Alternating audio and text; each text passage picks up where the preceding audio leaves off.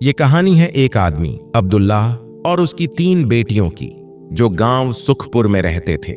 उसकी बीवी कई बरस पहले रब के पास चली गई थी।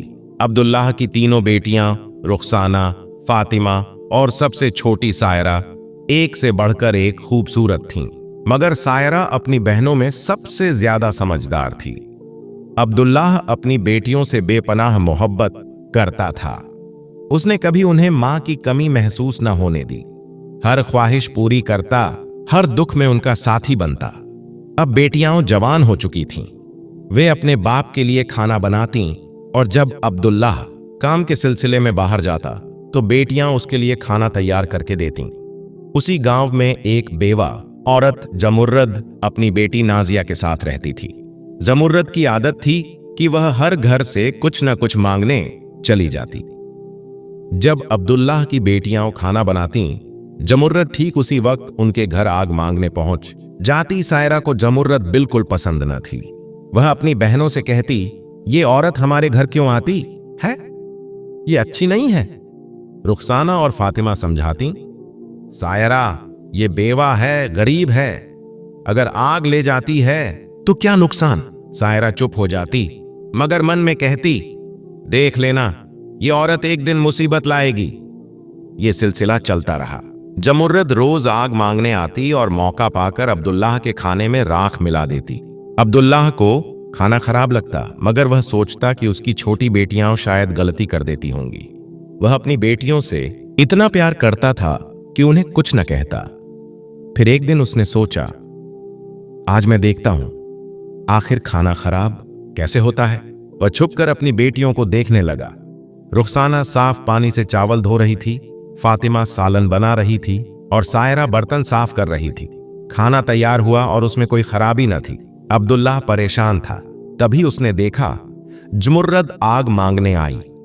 सायरा उससे बहस कर रही थी, जबकि रुखसाना और फातिमा उसे समझा रही थीं।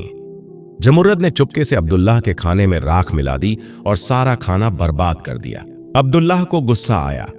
अगले दिन उसने जमुर्रद को बुलाया और पूछा, तुमने मेरा खाना खराब करने की हिम्मत कैसे की। जमुर्रद नाटकीय अंदाज में बोली, अरे मैं तो देख रही थी कि तुम अपनी बेटियों से कितना प्यार करते हो। खाना खराब होने पर क्या उन्हें डांटते हो, मगर तुम तो सच्चे बाप हो, अब ऐसा नहीं होगा। जमुर्रद खूबसूरत थी और अब्दुल्लाह उसकी बातों में आ गया। उसने बेटियों की मर्जी के बिना जमुर्रद से शादी कर ली और उसे घर ले आया। शादी के कुछ दिन बाद ही जमुर्रद ने अब्दुल्लाह की बेटियों से नफरत शुरू कर दी। वह चाहती थी कि बेटियां घर छोड़ दें ताकि वह और नाजिया आराम की जिंदगी जी सकें। उसने साजिशें रचनी शुरू की। फातिमा और सायरा को घर का सारा काम करने पर मजबूर किया। उन्हें पेट भर खाना न देती, कपड़े लत्ते तक छीन लिए। नाजिया कीमती कपड़े पहनकर घूमती और बेटियां हर वक्त दुखी रहने लगीं। एक दिन रुखसाना और फातिमा रो रही थीं। सायरा ने कहा, प्यारी बहनों, चलो कहीं बाहर चलें, मन हल्का हो जाएगा। तीनों बहनें जंगल में जा पहुंची। एक घने पेड़ के नीचे बैठकर वे अपनी मां को याद कर रोने लगीं। तभी एक बुजुर्ग फकीर बाबा जफर वहां से गुजरे। सायरा रोते हुए बोली, हे अल्लाह, हम मजलूम हैं। हमारी सौतेली मां हम पर जुल्म करती है, हम भूखे प्यासे हैं। बाबा जफर ने उनकी बातें सुनी और बोले, बेटियों मुझे बताओ तुम्हारा दुख क्या है। सायरा ने सारा वाकया सुना दिया। बाबा जफर को दुख हुआ। वे बोले, मेरी झोपड़ी के पास एक अनार का पेड़ है, जाओ जितने चाहो अनार तोड़कर खा लो। तीनों बहनें खुशी खुशी झोपड़ी पहुंची। पेड़ पर रसीले अनार लटक रहे थे। उन्होंने एक एक अनार खाया, बाबा का शुक्रिया अदा किया और घर लौट आईं। अब जब जमुर्रद उन्हें खाना न देती, वे जंगल जाकर अनार खा लेती। धीरे धीरे उन्होंने जमुर्रद का खाना छोड़ दिया। जमुर्रद हैरान थी। वह सोचती, मैं इन्हें खाना नहीं देती, इतना काम करवाती हूं, फिर भी इनके चेहरे चमकते हैं। मेरी नाजिया तो इनके सामने फीकी लगती है। एक दिन उसने नाजिया को बहनों का पीछा करने भेजा। जब बहनें अनार खा रही थीं, सायरा ने नाजिया को देख लिया। वह बोली, यह हमारा पीछा कर रही है, इसे भगा देती हूं। मगर रुखसाना और फातिमा ने कहा, सायरा ये बेचारी बेकसूर है, उन्होंने नाजिया को पास बुलाया और एक अनार दिया, मगर नाजिया ने अनार न खाया और जमुर्रत को सारी बात बता दी। जमुर्रत गुस्से से आग बबूला हो गई। उसने अब्दुल्लाह से कहा, मेरे सिर में दर्द है, जंगल में अनार का पेड़ है, उसे जड़ से उखड़वा कर उसकी जड़ों से दवा बनाओ, तभी मैं ठीक होंगी। अब्दुल्लाह ने कुछ आदमियों को पैसे देकर पेड़ उखड़वा दिया। अगले दिन बहनें जंगल गईं तो पेड़ गायब था। वे रोने लगीं। बाबा जफर ने उन्हें रोते देखा और बोले, रो मत, अल्लाह बेहतर देगा।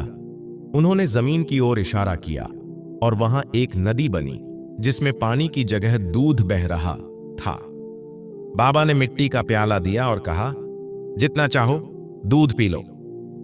बहनें खुश होकर दूध पीने लगीं और घर लौट आईं। अब वे रोज दूध पीने जंगल जातीं। जमुर्रत उनकी सेहत देखकर परेशान थी। उसने फिर नाजिया को पीछा करने भेजा। सायरा ने नाजिया को देख लिया और बोली, ये फिर पीछा कर रही है। मगर रुखसाना और फातिमा ने उसे डांटा, ये बेचारी का क्या कसूर। उन्होंने नाजिया को दूध पिलाया। नाजिया ने जमुर्रत को सब बता दिया।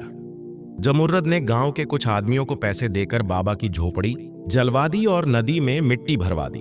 अगले दिन बहनें जंगल गईं तो नदी और झोपड़ी गायब थी। वे भूखी प्यासी घर लौटीं। जमुर्रत खुश थी।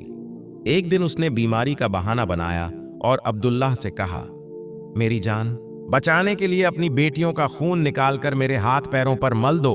अब्दुल्लाह का दिल टूट गया। वह बेटियों को ढूंढने निकला और उन्हें अपनी मां की कब्र पर रोते पाया। उसने फैसला किया कि बेटियों को कहीं दूर ले जाएगा। वह उन्हें जंगल में ले गया, मिट्टी का चूल्हा बनाया, खाना खिलाया और सोते वक्त छोड़कर चला गया। उसने एक हिरण का खून लेकर जमुर्रत को दे दिया। जमुर्रत ने उसे अपने हाथ पैरों पर मला और खुश हो गई। जब बहनें जागीं तो अब्दुल्ला जा चुका था। वे डरकर रोने लगीं। उसी जंगल में 3 दोस्त हसन, यूसुफ और इमरान शिकार के लिए आए। हसन ने रोने की आवाज सुनी और बोला, कोई मुसीबत में है। तीनों ने बहनों को ढूंढा और उनकी कहानी सुनी। उन्होंने बहनों से शादी कर ली। सायरा की शादी हसन से हुई।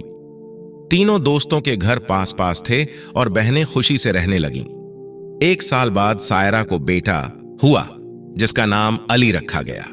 2 साल बाद हसन फिर शिकार के लिए जंगल गया मगर लौटा नहीं। सायरा परेशान हो गई। हसन के दोस्त उसे ढूंढने गए मगर वे भी न लौटे। एक दिन सायरा अपने बेटे को सुला रही थी कि एक जादूगर फकीर मदार आया। उसने सायरा से शादी की बात की। सायरा ने मना किया तो उसने उसे कुतिया बना दिया और ले गया। सायरा की बहनों ने अली को रोते पाया मगर सायरा गायब थी। 14 साल बीत गए। अली जवान हो चुका था। उसकी खालाओं ने उसे सारी कहानी बताई। अली बोला, मैं अपनी माँ बाप को ढूंढूंगा। वह जंगल में निकल पड़ा और एक पत्थरों के इलाके में पहुंचा। वहां बाबा जफर मिले जिन्होंने बताया कि जादूगर मदार ने सायरा, हसन और उसके दोस्तों को कैद कर रखा है। अली ने बाबा की मदद से जादूगर से दोस्ती की। मदार ने उसे सायरा को फूल देने भेजा। अली ने अपनी अंगूठी फूलों में छुपाई जिसे सायरा ने पहचान लिया। सायरा ने जादूगर से उसकी ताकत का राज पूछा। जादूगर ने बताया कि उसकी जान एक तोते में है जो जंगल में सख्त पहरे में रखा है। अली ने तोता ढूंढ निकाला और जादूगर को मजबूर किया कि वह सभी कैदियों को छोड़ दे। उसने तोते की गर्दन मरोड़ दी और जादूगर मर गया। अली ने सायरा, हसन और बाकी सभी को आजाद कराया। सब बाबा जफर का शुक्रिया अदा करके घर लौटे। सायरा की बहनें अपने शौहरों से मिलकर खुश हुईं। अब्दुल्लाह ने बेटियों को देखकर माफी मांगी और बताया कि जमुर्रत एक बीमारी से मर चुकी थी। सबने खुशी और सुकून की जिंदगी शुरू की।